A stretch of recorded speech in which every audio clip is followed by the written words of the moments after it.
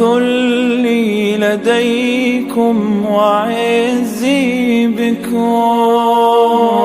راحة روحي رجاء قربكم،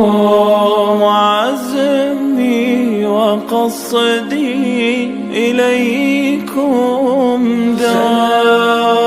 سلام كمسك الختام عليكم أحيي بنايا كرام، ومن